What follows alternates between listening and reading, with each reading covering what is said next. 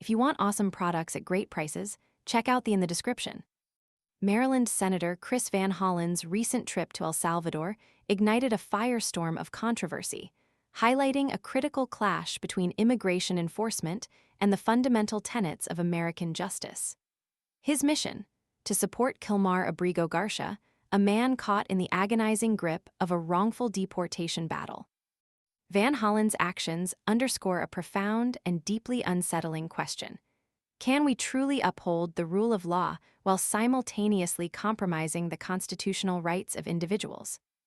Van Hollen's visit wasn't merely a diplomatic courtesy. It was a courageous stand against what he sees as a dangerous precedent.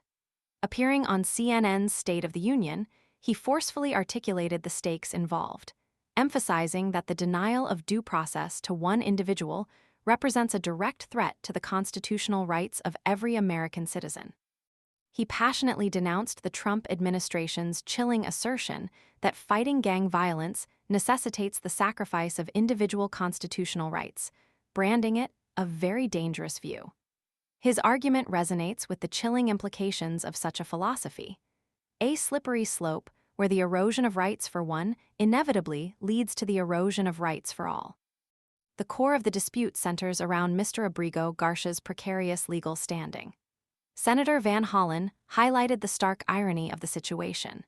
A man who has legally obtained a work permit, supports a family, and contributes to the American economy, a sheet metal worker raising 3 children facing deportation despite a ruling in his favor. The senator pointedly noted that the Trump administration inexplicably chose not to appeal the immigration judge's order allowing Mr. Abrego Garcia to remain in the United States, a decision that only adds to the bewilderment and the urgency of the situation. The senator's actions represent a direct challenge to this seemingly contradictory and unjust approach. The senator's unwavering commitment to Mr. Abrego Garcia's case is not without its detractors. The White House, in a move widely seen as dismissive and petty, mocked Senator Van Hollen's visit, condescendingly correcting a New York Times headline about his meeting with Mr. Garcia and adding a snide, "Oh, and by the way, Chris Van Hollen, he's not coming back." This childish attempt at deflection, however, only serves to amplify the gravity of the senator's concerns.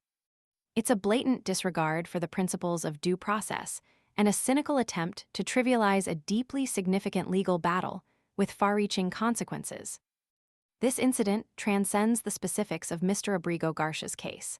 It throws into sharp relief the precarious balance between national security concerns and the unwavering protection of individual rights guaranteed by the U.S. Constitution.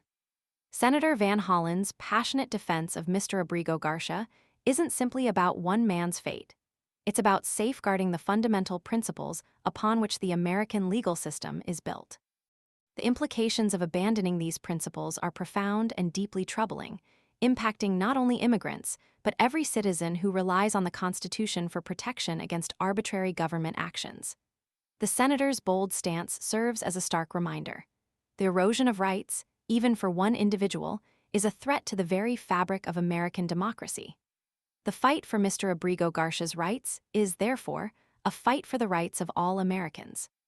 The question remains: will the nation choose to uphold its commitment to due process, or will it allow the erosion of these fundamental rights to continue, paving the way for a future where justice is selectively applied and the Constitution becomes a mere suggestion rather than a sacrosanct guarantee? The answer will determine the trajectory of American jurisprudence for generations to come. This is not just a political battle. It is a fundamental struggle for the soul of American justice.